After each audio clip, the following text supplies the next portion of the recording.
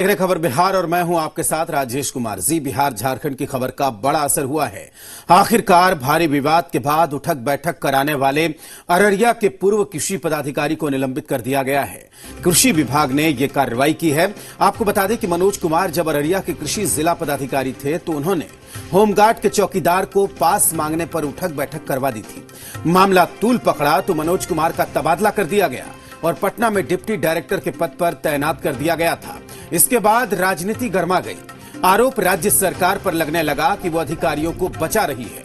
आप इन तस्वीरों को देखिए कि किस तरीके से जिला कृषि पदाधिकारी ने यहां पर अपनी जो रसूख है, रसूख के दम पर किस तरीके से एक चौकीदार को वहां पर उठक बैठक करने पर मजबूर किया था। हमने लगातार पहले दिन से इस खबर को उठाया था और साफ तौर पर यह कहा जा रहा था कि एक अधिकारी अगर किसी दूसरे विभाग के कर्मचारी के साथ, एक सिपाही के साथ इस तरीके का सलूक अगर करता है तो उसकी क्या सजा होनी चाहिए।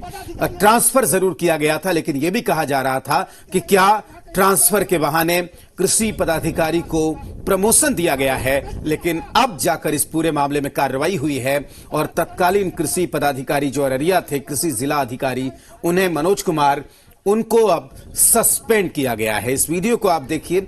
इसी वीडियो के बाद कार्रवाई की गई है, लेकिन कार्रवाई हुई जरूर है, लेकिन देरी से हुई है। दुरुस्त आए हैं लेकिन देर से आए हैं। आप ये कह सकते हैं कि जिस तरीके से ये तस्वीर सामने आई थी, उसके बाद ये तस्वीर वायरल हुई थी सोशल मीडिया में, सुर्खियां भी मिली थी।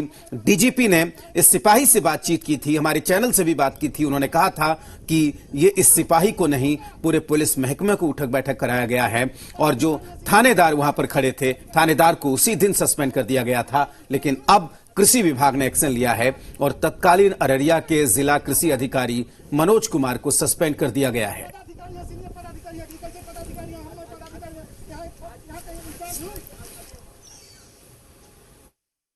तो मैंने संज्ञान लेकर तुरंत शोकआउट नोटिस और जांच का आदेश दिया था ताकि जांच का प्रभावित न हो, इसलिए वहां से ट्रांसफर किया गया था। हम जांच रिपोर्ट का इंतजार कर रहे थे। जांच रिपोर्ट आते ही तुरंत अररिया के तत्कालीन जिला कृषि पदाधिकारी को निलंबित कर दिया गया है। बिहार में कोरोना संक्रमितों का आंकड़ा तेजी से बढ़ता जा रहा है और ये 400 के आंकड़े की तरफ जा रहा है। बिहार में आज कोरोना के 20 नए मामले सामने आए, जिसमें अभी तक ये आंकड़ा 366 पहुंच गया है। 20 नए मामलों की बात करें तो गोपालगंज के 6, कैमूर के 4, जहानाबाद के 3, मुंगेर के 2, बांका, सारण, शेखपुरा, बक्सर, सीतामढ़ी से एक एक मामला सामने आया, जबकि 64 लोग अभी तक पूरी तरीके से ठीक हो चुके हैं। 2 लोगों की मौत हो चुकी है, जबकि 300 एक्टिव केस हैं। तो लगातार बिहार में जो कोरोना का दायरा है वो लगातार फैल रहा है।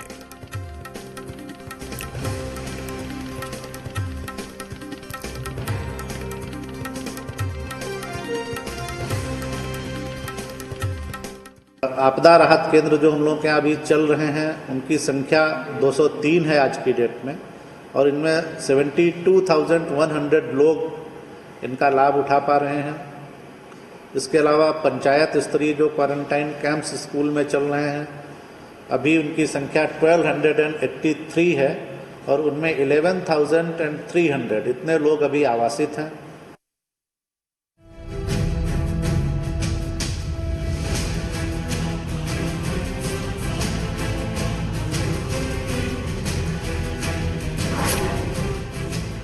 तेजी से फैल रहा है कोविड-19 का जहर। पिछले 12 दिनों में ही सामने आए 279 मरीज।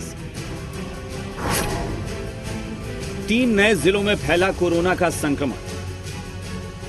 बिहार में कोरोना का कहर तेजी से बढ़ता जा रहा है।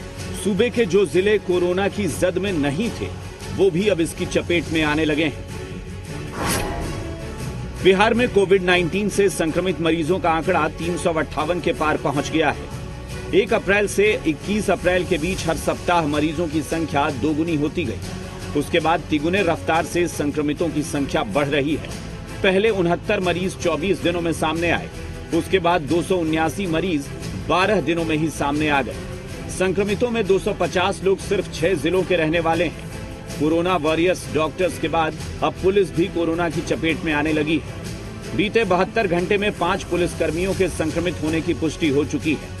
टेंशन की बात यह है कि पटना में सोमवार को 5 अलग अलग इलाकों में कोरोना संक्रमित मिले, लेकिन इनमें से किसी की ट्रेवल हिस्ट्री नहीं है। सारे जो संक्रमित पॉजिटिव पाए गए हैं, ये इनका कोई ट्रैवल हिस्ट्री नहीं है। कोई ट्रैवल हिस्ट्री नहीं है। They haven't travel outside the state also and with in the state भी मूवमेंट रिस्ट्रिक्टेड रहा है। लेकिन पॉजिटिव केस जो आए हैं उनके संपर्क के कारण ही इनको हुआ है। लंबे समय तक ये संपर्क में रहे हैं, जिसके कारण ये डिजीज से प्रभावित हुए हैं। राज्य की जनता स्वस्थ रहे, कोरोना के प्रभाव से मुक्त हो जल्द से जल्द, इसलिए किसी भी तरह की जानकारी को अपने तक बचा के रखना ये ठीक नहीं है। जो आपको समझ में आता है कोरोना के बारे में, जरूर नजदीक के स्वास्थ्य अधिकारी से संपर्क करें। उधर बिगड़ते हालात को देखते हुए कई इलाकों में एनडीआरएफ मैदान में उतरी हुई है। पटना सिटी के इलाकों में सैनिटाइजेशन का काम एनडीआरएफ की तरफ से किया जा रहा है। आज हम लोग सुबह से छिड़काव कर रहे हैं 7:30 बजे से, और आपका ये गुजरी निवास हो गया, पटना सिटी रेलवे स्टेशन का सब्जी मंडी एरिया हो गया, कटरा बाजार हो गया, गुरुद्वारा गेट हो गया। उधर पटना में 11 हॉटस्पॉट बन गए हैं। सबसे ज्यादा संक्रमित खजपुरा में मिले हैं। उसके बाद पूरे इलाके को सील कर दिया गया है। बात करें राजधानी पटना में, खाजपुरा हॉट स्पॉट बना हुआ है और देख सकते हैं कि किस तरीके का नज़ारा है। यहाँ पे बिल्कुल सन्नाटा पसरा है। साथ ही साथ जितने भी गली है सभी को बांस बल्लों से बैरिकेड किया हुआ है, और दोनों ओर ये जो ब्रिज से हम तस्वीर दिखा रहे हैं आपको, इसके दोनों ओर की स्थिति यही है। लेकिन अगर हम बात करें यहाँ पे, तो जो 5 नए स्पॉट जिस तरीके से मिले हैं सोमवार को राजधानी पटना के अलग अलग जगहों पे, उनमें 3 जो मरीज हैं इसी इलाके में खाजपुरा के ठीक सामने के इलाके से मिले हैं। कैमरामैन फिरोज के साथ रजनीश, जी मीडिया, पटना। कोरोना वायरस के खिलाफ जंग को लेकर केंद्र और विपक्ष आमने सामने है। केंद्रीय स्वास्थ्य राज्य मंत्री अश्विनी चौबे के मुताबिक देश में कोरोना संक्रमितों से ठीक होने वाले का प्रतिशत लगातार बढ़ रहा है, जो भारत के लिए शुभ संकेत है। इधर कांग्रेस नेता अखिलेश सिंह ने सरकार की तैयारियों पर सवाल खड़े किए हैं। ये कल राज्यों के स्वास्थ्य मंत्रीगण से बात हो रही थी वीडियो कॉन्फ्रेंस से, तो कुछ लोगों ने इसका प्रयोग किया है और दिल्ली में भी हुआ है और कई राज्य में हो रहे हैं। तो अच्छी बात है, हम लोगों ने कह दिया है कि आप कर सकते हैं और आईसीएमआर का ऐसा कोई निषेध नहीं है, और उससे लाभ होता है जिससे भी कोरोना पेशेंट अच्छा हो सकता है। तो इसके बारे में जो डॉक्टर हैं, वैज्ञानिक, उन लोगों का भी मत है कि इससे प्लाज्मा जो थेरेपी है उससे लाभ हो सकता है। तो वो आईसीएमआर को केवल इन्फॉर्मेशन भेजते हैं और वो अपना स्वतंत्र रूप से उसको कर सकते हैं, उसमें कोई दिक्कत नहीं है। नहीं, सरकार के पास न तो कोरोना का कोई इलाज है न चमकी बुखार का इलाज है। पिछले 2-3 दशक से मैं लगातार देखता हूँ कि ये अप्रैल में जून के महीने में तेजी से आता है और कई बच्चे काल कलवित होते रहे मुजफ्फरपुर के इलाके में। ये दुर्भाग्यपूर्ण स्थिति है भारत सरकार के लेवल पे, बिहार सरकार के लेवल पे। लॉकडाउन के बीच प्रवासी मजदूरों को लेकर ऊहापोह की स्थिति बनी हुई है। ऐसे में सोमवार को इलाहाबाद में काफी तादाद में मजदूर पटना के बिक्रम पहुंचे, लेकिन इस दौरान बड़ी लापरवाही बरती गई। बिहार बॉर्डर पर इन मजदूरों के हाथों पर मुहर लगाकर छोड़ दिया गया, जहां से ये सभी मजदूर अलग अलग जिले प्रखंड थाने के लिए निकल गए। ये मजदूर बिहार के विभिन्न जिलों के हैं और इलाहाबाद में मजदूरी का काम करते थे। बिहार बॉर्डर से ये अपने अपने घरों के लिए निकल गए, लेकिन इन्हें पुलिस प्रशासन की ओर से कहीं भी नहीं रोका गया, न ही स्क्रीनिंग की गई और न ही क्वारंटीन किया गया। जब हम किसी को वैसे तो बिठाते भी नहीं है, जब कोई कहेगा वही तो चलिए तो बिठा लेंगे। किसने कहा था? वहाँ पे स्टाफ था, उन्होंने बिठा दिया। उन्होंने बोला इनको। कौन से स्टाफ? पुलिस वाले थे। बॉर्डर पे नहीं सर, औरंगाबाद पार करके मेरे को गाँव का तो नाम याद नहीं। कहाँ चेकअप हुआ था? वही बॉर्डर में। कौन बॉर्डर पे? यूपी और बिहार में। कहाँ जा रहे हो? किशनगंज जा रहे हैं? किशनगंज जी। कहाँ काम करते हो? इलाहाबाद में काम करते थे। कौन कंपनी में? बिल्डिंग लाइन में।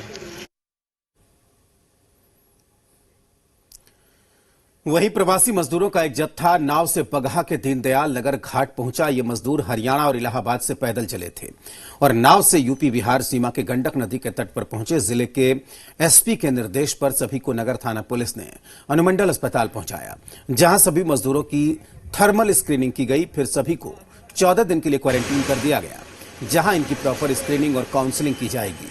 ये मजदूर पूर्वी चंपारण के संग्रामपुर और पश्चिमी चंपारण के लछनौता गौनाहा के रहने वाले बताए जा रहे हैं।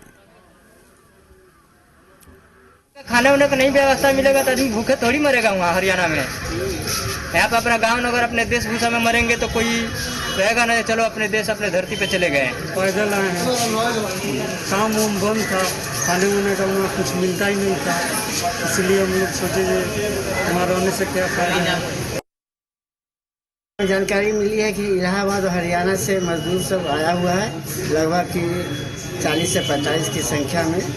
हमारे अनुमंडल अस्पताल बगहा में इसको टीम के द्वारा जांचा गया है और थाना को इसके बारे में जानकारी दी गई है कि इसे क्वारंटाइन में रखना है। से हेल्प करके आया है, हम लोग को सूचना मिला, लेकर के हॉस्पिटल में ही लोग आए। कितने मजदूर हैं सर? टोटल मजदूर 11-17 हो गया। लॉकडाउन की वजह से पुणे में फंसे मजदूरों ने बिहार सरकार से मदद की गुहार लगाई। ये सभी मजदूर बिहार के औरंगाबाद के रहने वाले बताए जा रहे हैं। पुणे से इन मजदूरों ने वीडियो संदेश के जरिए बताया कि उनके सामने भूखे मरने की स्थिति हो गई है। में बहुत दुखित जिंदगी बिता रहे हैं। कभी सुबह खा रहा हूं तो शाम में खा रहा हूं, राशन बचा बचा कर खा रहा हूं। किसी तरह हम लोग लॉकडाउन को सोच रहा हूं कि कब मेरी समय पूरा हो जाए, 3 तारीख कब आ जाए, कब हम लोग गांव की तरफ लौटे, क्योंकि भूखे हम लोग का जीना मुश्किल हो रहा है। औरंगाबाद में प्रवासी मजदूरों को दोहरी मुश्किलों का सामना करना पड़ रहा है। एक तो बगैर जांच कराए ग्रामीण उन्हें गांव में घुसने नहीं दे रहे हैं, तो दूसरी तरफ जांच कराने सदर अस्पताल पहुंचने पर उनकी जांच भी नहीं हो रही है। वो भी तब जब जिले के स्वास्थ्य महकमा बार बार ये दावा कर रहा है कि कोरोना के खिलाफ जंग में वो पूरी तरीके से तैयार है। कोई नहीं, डॉक्टर सब आए हैं, उनके पास कोई व्यवस्था नहीं है, सैनिटाइजर नहीं हो रहा, ग्लव्स नहीं है, किट नहीं है, तो कहाँ से कुछ? ये जो सदर हॉस्पिटल का जो व्यवस्था है ये घेरे में है। ये जांच का मामला बनता है कि जब एक मुखिया को इस तरह से परेशान किया जा सकता है तो आम पब्लिक को क्या हो सकता है। पहले से उसको प्लानिंग कर लेता है। दूसरा चीज जो कांटेक्ट में जहाँ पॉजिटिव निकला है वहाँ के सारे लोग कांटेक्ट उनके फैमिली को ले करके जैसे होटल में रह करके आज उनका सबका सैंपलिंग हम लोग करवा दे रहे हैं। तो कुछ बच्चे हैं वहां से आएंगे तो कुछ यहाँ है जिनका हम करवा देंगे। तो परेशानी ज्यादा नहीं है क्योंकि दूसरा जगह सैंपलिंग हो रहा है, इसीलिए इसे हो। एक तरफ कोरोना ने बिहार में कहर बरपा रखा है तो दूसरी तरफ इसे लेकर सियासत गरमाई हुई है। बिहार सरकार के मंत्री विनोद नारायण झा ने कहा है कि प्रवासी मजदूरों के आने की वजह से बिहार में कोरोना मरीजों की तादाद बढ़ी है। मंत्री के इस बयान के बाद भी सियासत तेज हो गई है। विपक्ष ने बिहार सरकार के मंत्री की आलोचना की तो वहीं विपक्ष के ये भी आरोप हैं कि राज्य सरकार की लापरवाही की वजह से हालात बिगड़ते जा रहे हैं। वैसे आपको बता दें कि बिहार के 8 जिले रेड जोन में आ गए हैं। कोरोना के बढ़ते दायरे को लेकर सियासत गरमाई। मंत्री ने प्रवासी को बताया संक्रमण के लिए जिम्मेदार। बयान पर विपक्ष ने खोला सरकार के खिलाफ मोर्चा। सूबे में कोरोना का संक्रमण तेजी से फैल रहा है। हालात दिन ब दिन बिगड़ते जा रहे हैं, लेकिन सियासतदान इस पर सियासत करने का मौका निकाल ले रहे हैं। बिहार सरकार के मंत्री विनोद नारायण झा को लगता है कि प्रवासियों के आने की वजह से संक्रमण बढ़ा है, यानी संक्रमण के लिए प्रवासी जिम्मेदार हैं। उनके इस बयान की विपक्ष ने आलोचना की है। तेजस्वी जैसे ट्विटर वीरों के चेहरे पर या कांग्रेस के जो लोग ये वकालत करते रहते हैं कि कोटा से लोगों को लाएं, बॉम्बे से लोगों को लाएं, फलाने जगह से लाएं, वो उसके लिए एक बड़ा सबक है। क्योंकि जो भी कल बढ़े, जितनी बड़ी संख्या में बढ़ना शुरू हुआ, ये वो लोग बढ़े हैं जो लॉकडाउन के बीच में किसी न किसी रूप से बिहार में आ गए। मैं ये पूछना चाहता हूँ, बिहार सरकार में 2 कानून चलता है क्या? एक रसूखदार लोग जिसके बेटा बेटी बाहर पढ़ते थे उनको लाने का इजाजत मिला, और दूसरे वो लोग हैं जिनका कोई पैरवीकार नहीं है, वो लोग भी आवेदन दिया है। क्या उनके बच्चे बाहर से यहाँ नहीं आएंगे? क्या जो एमपी या विधायक बाहर से आए हैं उनको क्वारंटाइन किया गया है कि नहीं किया गया है? जिन 2 जिलों का मंत्री महोदय जिक्र कर रहे हैं उन इलाकों से ज्यादा तो दूसरे जिले प्रभावित हैं। राज्य सरकार के आंकड़े कहते हैं कि बिहार के 8 जिले रेड जोन में आते हैं। मुंगेर, पटना, नालंदा, रोहतास, सीवान, बक्सर, कैमूर और गोपालगंज रेड जोन के जिले हैं। वहीं ऑरेंज जोन में बेगूसराय, भोजपुर, औरंगाबाद, गया, भागलपुर, पूर्वी चंपारण, मधुबनी, लखीसराय, अरवल, नवादा और सारण जिले शामिल हैं। येलो जोन में वैशाली, बांका, मधेपुरा, जहानाबाद, पूर्णिया और दरभंगा शामिल हैं। अब इन जिलों में किसने संक्रमण फैलाया ये भी शायद बिहार सरकार के मंत्री जानते होंगे, लेकिन विपक्ष का आरोप है कि सरकार की लापरवाही की वजह से संक्रमण का दायरा बढ़ा है। लॉकडाउन लागू करवाने में सरकार सफल नहीं रही।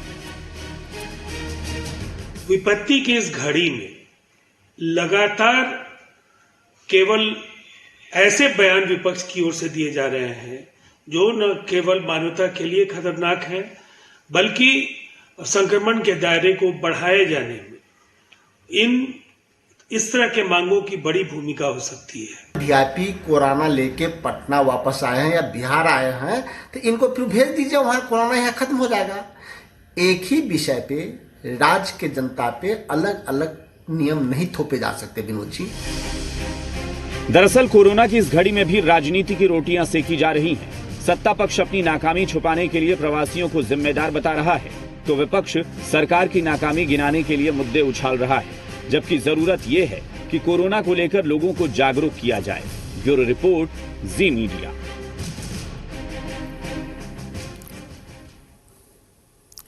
अर्थव्यवस्था को ठीक करने के लिए चुनिंदा सेक्टर्स को लॉकडाउन से छूट दी गई है। हालांकि प्रवासी मजदूरों के पलायन के कारण काम शुरू करने में दिक्कत आ रही है। पटना में भी रेलवे को भी ऐसी ही दिक्कतों का सामना करना पड़ रहा है।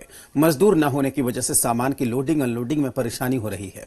पहले रेलवे यार्ड में 900 से ज्यादा मजदूर काम करते थे, तो अब यार्ड में गिने चुने मजदूर ही नजर आते हैं। लॉकडाउन के कारण रेलवे यार्ड में आने वाले सामान सभी यहाँ यार्ड में पड़े हुए हैं। चूंकि मजदूरों की कमी हो गई है, जिसके वजह से काफी नुकसान उठाना पड़ रहा है। आप तस्वीर देखिए, यहाँ रेलवे में एक यार्ड में एक मालगाड़ी जो है यहाँ खड़ी है और इसे उतारने के लिए मजदूर नहीं मिल पा रहे हैं। चूंकि लॉकडाउन के कारण सभी मजदूरों को, सभी लोगों को घर में रहने की जो हिदायत दी गई है, उसके वजह से पूरा का पूरा सामान यहाँ रखा पड़ा हुआ है और ये मौसम भी खराब होने की वजह से कई सामान यहाँ बर्बाद हो सकते हैं। हालांकि जानकारी के मुताबिक यहाँ लॉकडाउन से पहले तकरीबन 900 से अधिक यहाँ पे मजदूर जो है प्रत्येक दिन काम किया करते थे, लेकिन लॉकडाउन की स्थिति के कारण स्थिति यहाँ पे काफी खराब हो गई है और यहाँ पे सामान बर्बाद हो रहे हैं, जिसके वजह से लोगों तक सामान पहुँचने में और रेलवे को भी काफी परेशानी का सामना करना पड़ रहा है। सहयोगी दीनानाथ ओझा के साथ संजय कुमार, जी मीडिया, पटना। कैमूर में पीडीएस दुकान पर गड़बड़ी के मामले की जांच के लिए पहुंचे अधिकारियों पर ग्रामीणों ने हमला बोल दिया।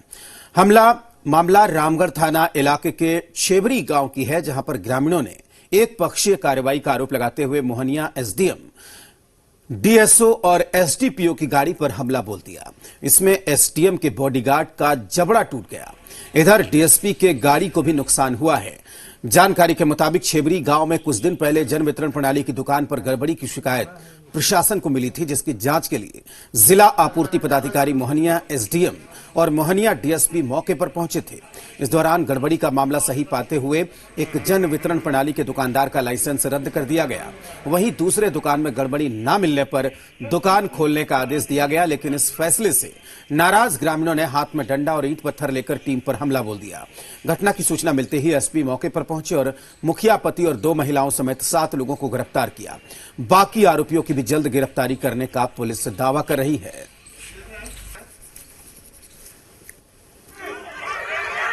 तो यहाँ पाछे वाली गाड़ी से आगे भैली हाँ, तो एक आदमी के माने के पुलिस लोग मार तल हाँ जा माने के समझावे खातिर अली हाँ, तेरे पाछे से के जन के मार डाला सर, हम देखल है ना। एक मुखिया पति है, उनके उकसावे में आकर कुछ ग्रामीण लोग पुलिस की गाड़ी पर और पुलिस और प्रशासन की गाड़ी पर पथराव किए, जिसमें एक होमगार्ड के जवान के मुंह में काफी गंभीर चोट लगी है, उसका जबड़ा टूट गया है। और एसडीपीओ की गाड़ी पर भी पथराव किया गया था, एसडीओ की गाड़ी पर भी। कठिन परिस्थितियों का सामना करना पड़ा फोर्स को और हमारे पदाधिकारियों को, और वहां से फिर बातचीत करके वो लोग वापस आए हैं। उन सभी लोगों पे जिन उपद्रवियों ने गाड़ी पे पथराव किया है और रास्ता रोकने का प्रयास किया है, इस आपदा की स्थिति में उन सभी लोगों पर कार्रवाई होगी। लॉकडाउन के कारण गरीब असहाय लोगों को सबसे ज्यादा दिक्कत का सामना करना पड़ रहा है। ऐसे में तमाम लोग मदद के लिए हाथ बढ़ा रहे हैं। पटना में महिला विकास मंच के सदस्यों ने फ्रेजर रोड में लोगों के बीच सामान बांटा। महिला विकास मंच लॉकडाउन शुरू होने के दिन से ही हर रोज गरीबों के बीच खाने के पैकेट बांट रहे हैं। आपदा की इस घड़ी में समाजसेवी जो है गरीब असहाय लोगों के लिए खुद से सूखा अनाज वितरण कर रहे हैं। और तस्वीर देखिए, यहाँ पे एक तस्वीर है जो कि यहाँ पे सोशल डिस्टेंसिंग का भी ख्याल रखा जा रहा है। और यहाँ महिलाएं जो है गरीब हैं, जिनके पास खाने का सामान नहीं है, उसके लिए ये आलू, दाल, चावल वगैरह, ये सब आटा वगैरह, ये सारे चीज जो है पैकेट में करके दिए जा रहे हैं, ताकि जो लोग को दिक्कत हो रही है उसे अनाज मिल सके, वो खाना भोजन जो है अपना परिवार को खिला सकें। उसी के लिए देखिए कतारबद्ध होकर के ये यहाँ पर जो महिलाएं हैं वो खड़ी हैं। बात करेंगे कि मैम किस तरीके से क्या कुछ बांट रही हैं। बेसिकली अभी हम लोग आज 10 काउंटर लगाए थे और गांधी मैदान थाना के अंतर्गत सोशल डिस्टेंसिंग को मेंटेन करते हुए सारे काउंटर्स को हम लोगों ने, हमारी जो मेंबर्स हैं, अध्यक्ष हैं, वो अलग अलग जो भी एक नीड का सामान होता है, आटा, दाल, चावल, तेल, हल्दी, वो सारी चीजें हम लोगों ने डिस्ट्रीब्यूट की है। देखिए, साफ तौर पे जो महिला विकास मंच की जो अधीक्षक हैं, उन्होंने कहा है कि जो है प्रत्येक दिन भोजन जो है वितरण किया जा रहा है और उसे देखते हुए आज सूखा जो है राशन यहाँ पे देने का कार्य किया है। और चूंकि कोई भी गरीब जो है असहाय भूखा न रहे, उसी के लिए पूरी व्यवस्था जो है की गई है। सहयोग दीनानाथ ओझा के साथ संजय कुमार, जी मीडिया, पटना। कोरोना वायरस के संक्रमण के बीच मुजफ्फरपुर में बच्चों पर चमकी बुखार ने कहर बरपाना शुरू कर दिया है। एसकेएमसीएच में इलाजरत एईएस पीड़ित 2 जुड़वा बहनों की मौत हो गई। एक बहन की मौत सोमवार को हुई तो 24 घंटे बाद दूसरी बहन ने दम तोड़ दिया। इस साल एईएस से मरने वाले बच्चों की तादाद 3 हो गई है। कोरोना के संक्रमण के बीच चमकी का कहर, 24 घंटे के अंदर जुड़वा बहनों की हुई मौत। पीड़ित बच्चों की संख्या में हो रहा है इजाफा। एक तरफ कोरोना का कहर टूटा है तो दूसरी तरफ मुजफ्फरपुर में चमकी ने फिर से दस्तक दी है। 24 घंटे के अंदर जुड़वा बच्चों की मौत हो गई। इस साल अभी तक 3 बच्चों की जान चमकी ने ली है। अगर ज़्यादा फीवर हो जाता है, 103-4 छोटे बच्चे हैं तो उनको हल्का सा कन्वल्सन होता है। और हम तो कहेंगे जो अपने आप हम लोगों को भी देखना चाहिए, अगर कभी कभी जाड़ा लग के बुखार होता है तो हल्का देह में हमको कंपन नहीं होता है तो एईएस हो जाता है। इसलिए हर चमकी जो है वो एईएस नहीं है। कहें तो मुजफ्फरपुर जोन में चमकी ने दस्तक दे दी है। अभी तक 12 से ज्यादा बच्चे इसकी जद में आ गए हैं। इसे लेकर तैयारी भी शुरू कर ली गई है। चमकी को लेकर सीएम ने समीक्षा बैठक की और अधिकारियों को निर्देश दिया कि प्रभावित इलाके में जागरूकता फैलाने पर जोर दिया जाए। साथ ही जागरूकता के दौरान ये भी बताए कि रात में बच्चों को खाना खिलाकर ही सोने दें। अगर बच्चा बीमार हो तो सीधे अस्पताल ले जाएं। मुजफ्फरपुर के सबसे ज्यादा एईएस प्रभावित 5 प्रखंडों में बच्चों को 200 ग्राम दूध दें। शिक्षा विभाग की ओर से मिड डे मील में दूध उपलब्ध कराने का आदेश दिया गया है। इस बीच एईएस को लेकर मुजफ्फरपुर में कंट्रोल रूम बनाया गया है। दरभंगा में नाबालिग लड़की से छेड़खानी करने पर आरोपी की शामत आ गई। लोगों ने उसे पेड़ से बांधकर जमकर पीटा। मामला कमतौल थाना इलाके की है। पीड़ित बच्ची की शिकायत पर स्थानीय लोगों ने आरोपी को पकड़ लिया और उसे पेड़ से बांध दिया। महिलाओं ने भी आरोपी की चप्पलों से पिटाई कर दी। पुलिस ने मौके पर पहुंचकर आरोपी को लोगों के गुस्से से बचाया। पुलिस ने आरोपी को गिरफ्तार कर जेल भेज दिया है।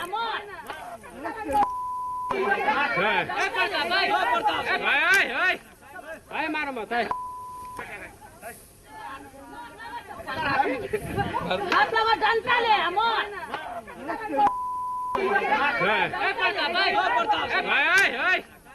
मारो मत है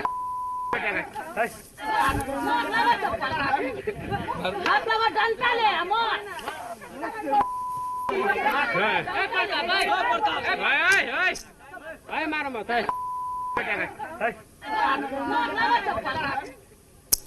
और अब 2 मिनट में देखते हैं प्रदेश की कुछ और खबरें। मुंगेर में खेत में काम कर रहे परिवार पर दबंगों ने जमकर गोली चलाई, जिसमें एक बच्ची सहित परिवार के 4 लोग घायल हो गए।